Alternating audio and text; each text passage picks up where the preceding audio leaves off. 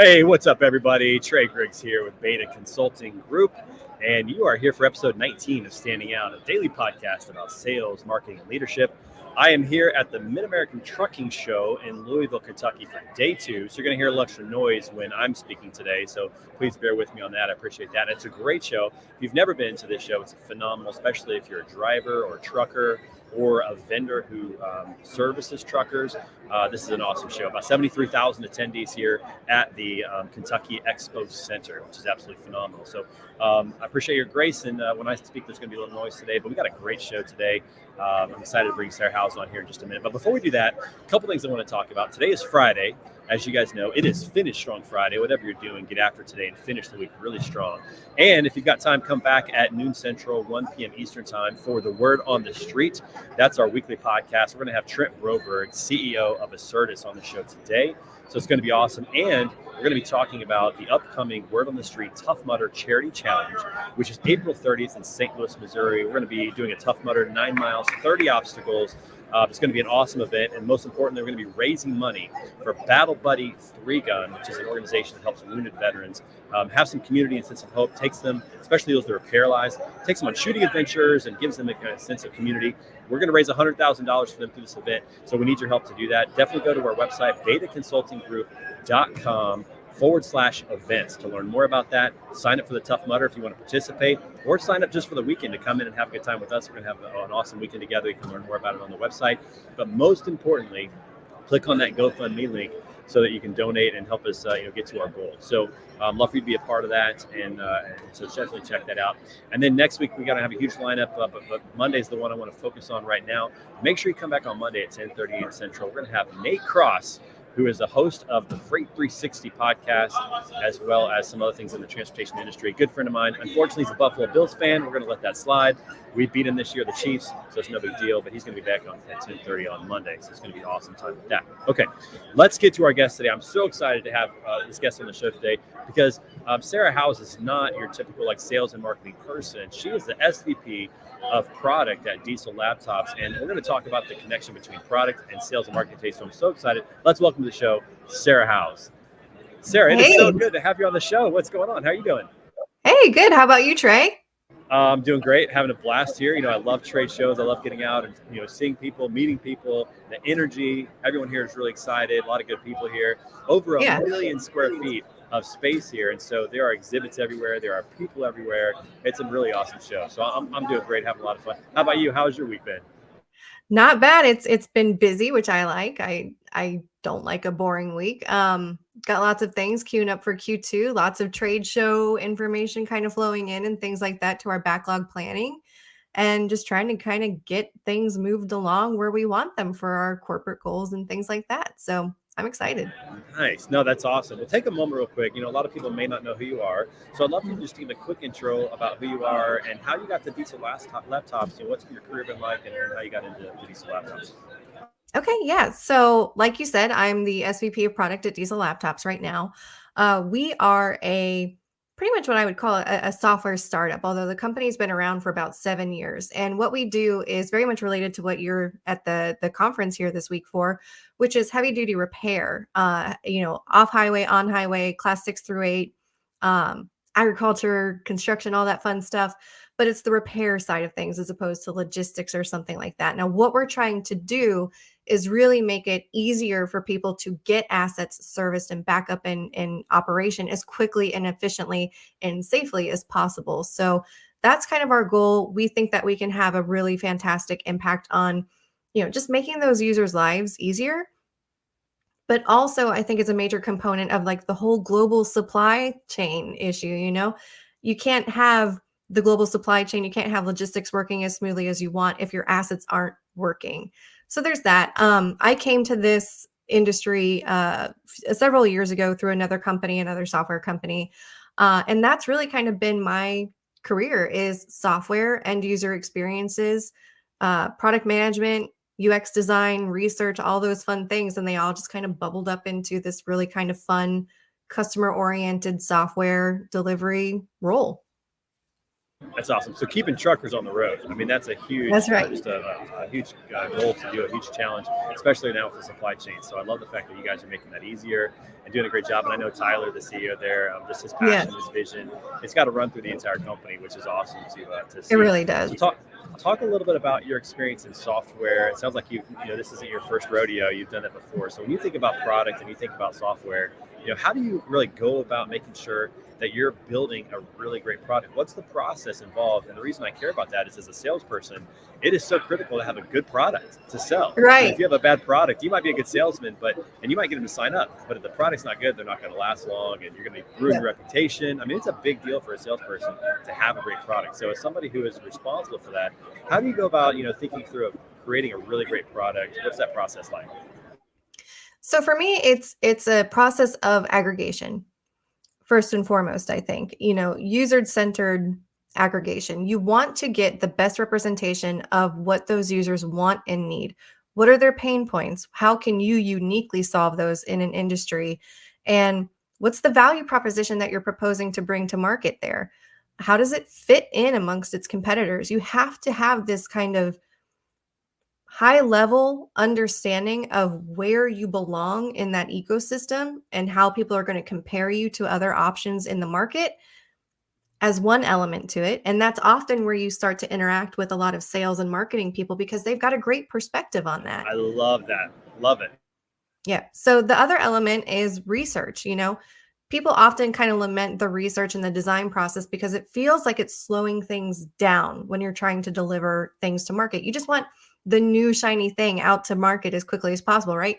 And often your sales and marketing teams are like, give me something new to go talk to these people about, which is great. Of course, we want that too. But you have to make sure that what you're about to propose to someone or what you're about to bring to market actually is going to solve that pain point, or else, to your point, you're eroding trust and you're making people annoyed with you because you're bringing them something that they don't care about. So it's also this concept of best fit customer. Like who are you going to take this to if I give you this new thing? And how are you going to know that that's actually going to potentially land with them? So it's this deep customer understanding. It's this understanding of where this product fits in the marketplace. And then it's getting the execution right. So it's putting all of these pieces of information onto the table. And you're going to have to remember that in that process, you're going to have competing perspectives or other projects that someone else wants you to do for a different reason. And you have to be able to sort through all of that input and figure out, okay, this is the thing that makes sense for us to do right now because we're going to be able to capitalize on this opportunity window, or this customer is going to evaporate if we don't move quickly enough. And saying to the other things, not no, but just not yet. So it's that ruthless kind of prioritization based on what your corporate goals are, what your marketplace is asking for, and what your sales force is ready to go sell. Yeah, I love that. The prioritization is so critical with technology to get that right. It's hard, right? Because you have to say this is more important than that, and it can be very challenging. But a couple things I want you to unpack real quick that you said is you talk to your sales team, which is great. You also talk to customers. There's really two philosophies in terms of building technology, and that is asking the customers what they want or telling the customers what they should want. And it sounds like you Yeah. guys take the former of those, which is let's talk to the customers and find out what do they actually want and can we build it in a way that makes sense, as opposed to telling them what they should want. There's very few people in this world that can build something that you want that you don't know you want. Like Steve Jobs at Apple, he built the Yes. smartphone knowing we'd want it, even though we didn't know we wanted it. That's a very rare thing. So for most tech companies, getting that customer feedback has got to be really critical. And I'll tell you, it's critical for Steve Jobs too. It's not one or the other. It's actually, I would propose a different alternative definition of it. It's understanding what I would call, and there's a framework for this, jobs to be done in that scenario are. What Steve Jobs really did excellently in that scenario is he didn't say, oh, well, people want another flip phone. He said, well, people just really want to be able to have a better experience making phone calls, browsing the web in their pocket, right? He got the jobs to be done right. He didn't get the let my customer direct where I go right. And that's the difference. That is a very distinct difference. It's not, we're going to go just like crowdsource ideas for things that we should build. It's we have a hypothesis. We think this is what the market needs based on these other things that we've learned or observed. let's go validate that concept. Let's go validate that hypothesis to see if it actually will scratch the itch before we spend our time and resources developing it and delivering it.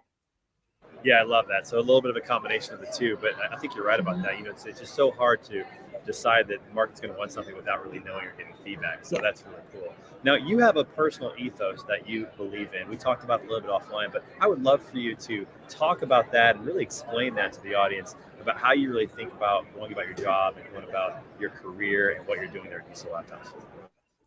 Yeah, so I think what we touched on last time, and remind me if this isn't the part that we were talking about, but what we talked about is that there has to be this loop. You have to be in it together when you're delivering products, when you're trying to make the impact that you want to make.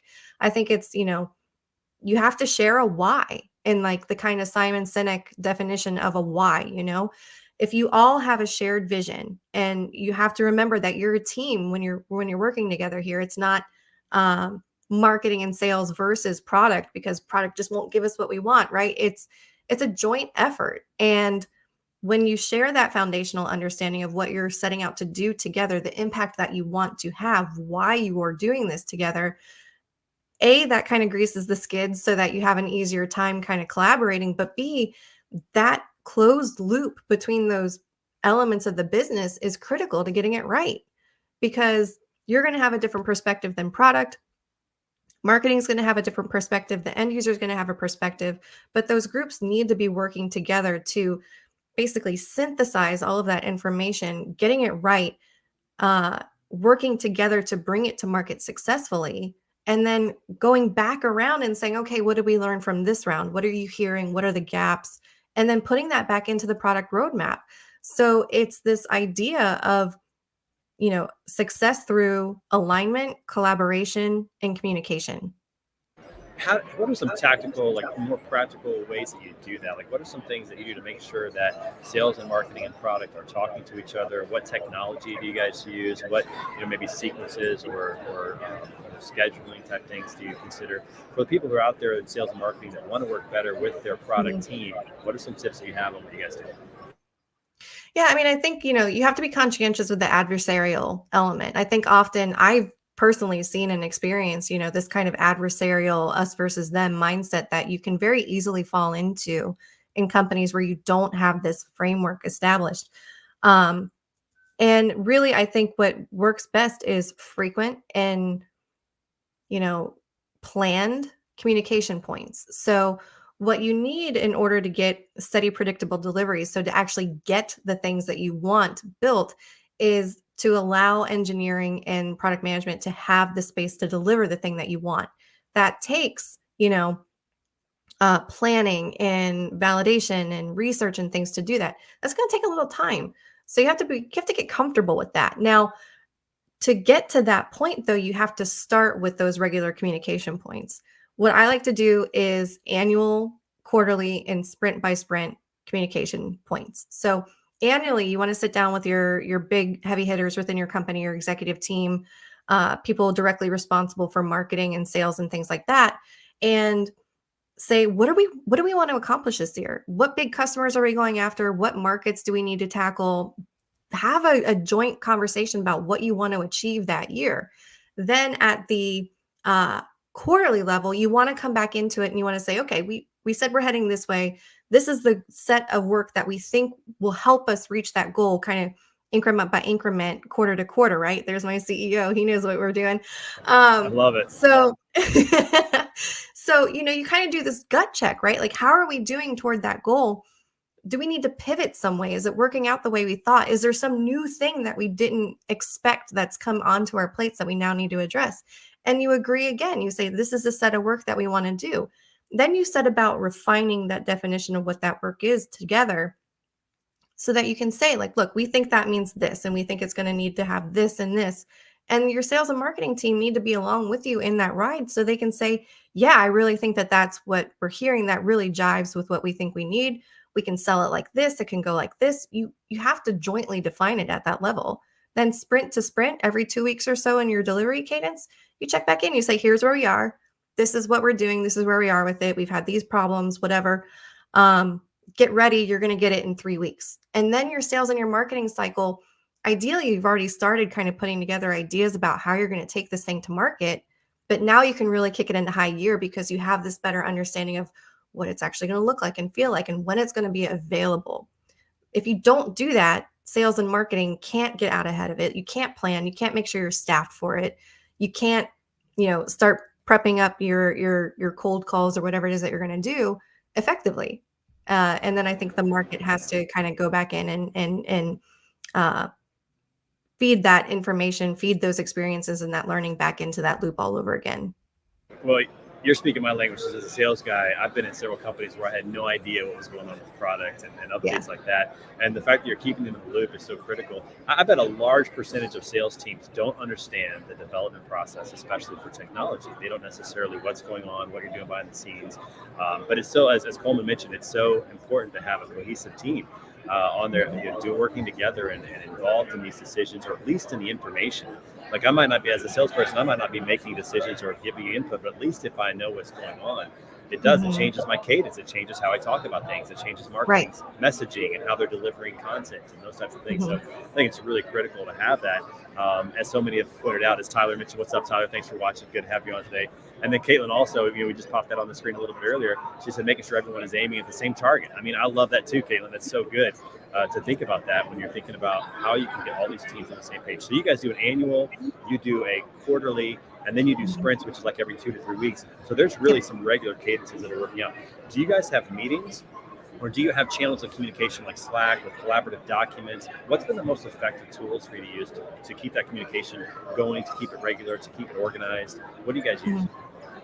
So I'm a creative. Everything is a mix for me. It's always in the gray area, but it's a little bit of both. So we have regular meetings. We have hopefully annual. We're working toward annual, but ideally in this cadence, you have the annual sit down, like I said, with your executive team. Then you have a quarterly sit down. The quarterly is comprised of like the level setting and the goal setting, but it's also several other meetings in that cadence where you're saying, here's this one idea, let's focus on this one and get it kind of hammered out, planned out. And you just do that through your whole kind of roadmap candidate list. And then sprint to sprint, we have within the delivery team, sprint planning meetings and things like that, which all stakeholders are able to view. And I'll get to that in a second. But then we also stand up and invite the whole company every sprint at the end of the sprint to say, this is what the team delivered this week. This is the progress. This is how we're marching toward these larger goals. This is where we are in that process. Ask us questions, give us feedback, tell us what you think about what you're seeing here today, because we have time to roll that in. We now is the time to tell us, right? And so we also give them a little glimpse of what's coming up immediately next. Now, at the end of a quarter, we'll get up and we'll say, this is what we did. This is what it looks like. This is all of it together now. And now, by the way, this is what we're planning to do this next quarter. So that's the meeting cadence. In there, you also have, like you said, the tools and the visuals and things like that. We use Airtable, Slack, and Jira pretty much most prolifically in this scenario. So I use Airtable to do all of our kind of preliminary planning. That's where all of our documentation, all of our kind of voting amongst the executives about this versus that. This is what I think about the value of this one versus that one. Then we translate that into epics and stories in Jira, which the development team works against. Now, all of our stakeholders also have access to Jira, so they can see each time one of those tickets moves through, or they can weigh in on it, or they can answer a question. And then we try to just use Slack to keep in touch day to day. We have a distributed workforce. We have remote people. We need to be in constant contact throughout the day. Obviously, we use Zoom and things like that frequently because you just have to have those meetings to cut through things occasionally. But I would say those are the key things there. Yeah, no, that's great. I love just hearing about the tools that you guys use and how you keep everybody on the same page. And speaking of, like managing remotely, obviously it's somewhat new for a lot of companies, learning how to manage remotely, having those tools to do that. And one thing I really wanted to talk to you about, I see your VP of Product, you have a team that works, with you that you're responsible for. And then you also have people who report to you. You have your CEO, Tyler, who I've gotten to know over the years and seen him on social, who seems like a really wonderful leader in the organization, man of vision, and it seems like it really permeates the organization. Talk for a little bit about the value of working for a great leader and how that impacts you as you lead your team. Well, first and and foremost, his leadership, Tyler's leadership is why I'm here. That was honestly one of the driving factors of, this opportunity versus another. And it very much does trickle down. So I think it starts with that why, to steal the name of Sinek's book, right? It starts with why. And I think Tyler has a very clear why. He wants to make a positive impact in this industry. I think pretty much altruistically, right? Because he's been there, he's lived it. It was his life. Um, I'm speaking for him, which is really fun to do on a live broadcast here. But I think that very much is evident in the choices that we make and how we conduct ourselves. So we are all striving for alignment and striving to make that direction clear, striving to make sure that the vision and what we're doing and why we're trying to do it is clear to everybody. Because like I said before, when that is established, when you have everybody kind of singing from the same hymnal, you are able to execute a lot more effectively and efficiently. You get a lot less of the siloing because people say, oh, we're in this together. We're working toward this shared goal. Let me help you, as opposed to being adversarial in things. And it's just plain inspiring. Also, there's the element of like, yeah, it helps work. It helps us all kind of like be marching in the same direction. But it's just inspiring to work for someone who cares and who makes that care very apparent, because it inspires you to think a little bit differently. It inspires you to be a little bit entrepreneurial in your work. It inspires you to want to go out and make a tangible difference in the world. And I think that can't be emphasized enough, how valuable that is in an organization. Yeah, I love CEOs who embrace leadership, who see their role really as developing people. We just happen to be doing it through this product that we're creating, as opposed to being so focused on the product that you lose sight of how your people are doing. And there's a common phrase that people don't leave companies, they leave people. And the same can be true on the flip side. People oftentimes, or I think this, I guess in my career, I've just learned this over time, is that it's more important that you work for somebody that you admire and respect and are inspired by than the actual job you're doing. I would rather dig ditches with somebody that inspires me and encourages me and helps me grow as a person than to maybe do something I really love to do and not have somebody who's pouring into me who's a great leader. Like the leader to me is more important than the job in many ways. And it sounds like you followed that path when it comes to Diesel Laptops.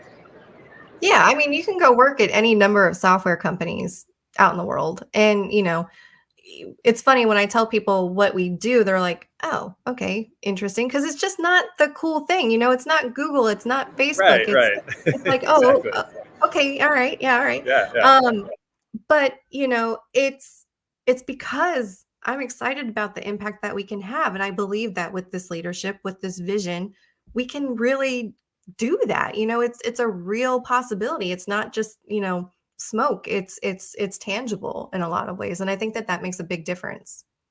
Oh, it makes all the difference in the world. I mean, it really does. In fact, I just saw, I'm going to give a shout out to one of my friends, Jason Lippert at Lippert Components, who just posted today. He posted a picture of himself with glasses on in the shop with his team. And this guy's the CEO of a $4 billion enterprise. And he's not afraid to get in the trenches and be with his people, rub shoulders, and have these town halls where he's getting feedback. And that makes all the difference in the world, right? I mean, that really is everything. As Caitlin is saying, it's hugely inspiring to know that the top level direction is coming from someone who really understands what matters to our customers, not guessing randomly. I mean, leadership really makes all the difference in the world, especially to building a culture and creating trust that produces speed. Like if your leadership leads you well and trusts you, it produces a level of speed where you can develop and you can make decisions and you're not second guessing and you have confidence in who you are and what you're doing. Those things are like intangible things that don't show up on like a P&L sheet, for example. You might not see it in gross profit margin type things, but it really makes a huge impact in your organization. It does, because you have to be, especially in software. I think it's true for many industries, but I think specifically in software, people like to say fail fast, right? But how are you rewarded or punished if you fail? If you start something and you say, oh, okay, actually we've learned like this isn't going to pan out. Are you going to get punished for that? Or are you going to get rewarded for trying in the first place? Most innovation initiatives fail. But the key is the number and the sheer number of those that you get thrown out there. One of them is going to hit, but you have to be working in an environment where that is encouraged and rewarded and incentivized, or else you're never going to have people make the bold moves because they don't want to stick out like that, right? So it's the mentality of rewarding the effort. And I think, you can even flip it and say it's not fail fast that you're after, it's learn fast that you're after. And if you can incentivize that, if you can, direct people in that way and make them understand that, your job is safe, this is what we want, this is what we're going to support, they're going to be more bold, they're going to be more innovative, you're going to get more stuff out into the market that'll work. Yeah, that's so true. And I love how you reshape that from fail fast to learn fast, because, a lot of times you talk about wins and losses in business or in sales or in profit, whatever it is. I really feel like it's wins and learns. Like you're either going to win or you're going to learn, right? And think of that mind shift and change that a little bit from the top down that says, hey, if you learn that something doesn't work, I need to reward you for telling us now so we don't waste any more time. So we can move on to the next thing or pivot or whatever we need to do. Because you're right. I mean, especially with technology, a lot of times the best product that you create is not the one you started out building. It's something that you found along the way that a customer said, ooh, this would be great. And you're like, oh, we hadn't thought of that. And it really hit home for them and everybody else. So it's important to learn quickly and to, as we've talked, fail fast. It's learn to figure out what doesn't work and move on. But to create a culture where you're incentivized to do that and to speak up and to speak your mind and say, this didn't work. We need to move on. We need to do something else. Like that's really critical. So leadership really makes all the difference. And I love that, you guys have that as a culture and that you can embrace that not only as a participant, with the leader yourself, but as a leader to other people that you're leading, to permeate that throughout the culture. That's so critical. I absolutely love that. Yeah, it's a big difference maker. Okay. So let me ask you this. So when you think about leadership, what are some of the biggest lessons that you've learned that impact how you lead people today that you should share with the audience today? I put you on the spot a little bit. Sorry about that. No, I like these questions actually. It took me a second, but I think I got some good ones for you. The things that I find myself telling people over and over again, because they are, in my experience, harder to learn until you're in the position or you see it working, is, be authentic to yourself. Don't try to shape yourself into a particular form or culture if it's not really going to work for you. You need diversity in everything, absolutely, but if you're being asked to kind of contort yourself in a way that doesn't feel authentic, you're never going to be happy in the role. It doesn't matter how much money or how much impact you can have. It's just not going to feel good to you. So there's that. Hello, Matt Leffler. I love you too. And so by the way, Matt, I bought your shirt. I've got it. I'm going to wear it when I get home. Oh, that's one of his shirts. So I've got his. My wife was like, "Why do you have someone else's face on his shirt?" I'm like, you know what? I'm supporting small business. He's a friend of mine. You got to. So I love Matt Leffler. You got to. No, I love what you you said. It's like, Matt. Absolutely. No, I love what you said, because, there's this idea, especially like Shakespeare said, to thine own self be true. Like you need to be who you are. Obviously be the best version of that you can be, but you got to be who you are, right? And be comfortable in your skin and not try to please everybody else. Obviously you want to please people based on who you are, what your values, but not just to please them, but because you're pursuing the best version. I love that. I think that's so critical. And I think that goes into the other two that I would emphasize though too, is like, you have to know what hills you're going to die on. And if you know who you are and who you are in the world and what your personal goals are, that's a lot easier to choose. There's a lot of people, I think, especially when you start out in your career and you're, energetic, you're enthusiastic, you're going to be tempted to die on every hill because every last detail matters. That's your perspective. But you have to be able to win, to pick and choose those things, or else you're just going to wear yourself out and you're going to lose whatever capital you had to make the battles, to win the battles that you need to. And I think the other one then is you pick the battles, you know who you are as a person. And I think I just completely lost my third one, which of course I did. No, it's okay. It happens. I'm sure it was gold, and we'll get it back later on. But what's great about that is that's good advice for not only business, but that's good for parenting. Like you got to pick the battles that you really want to fight.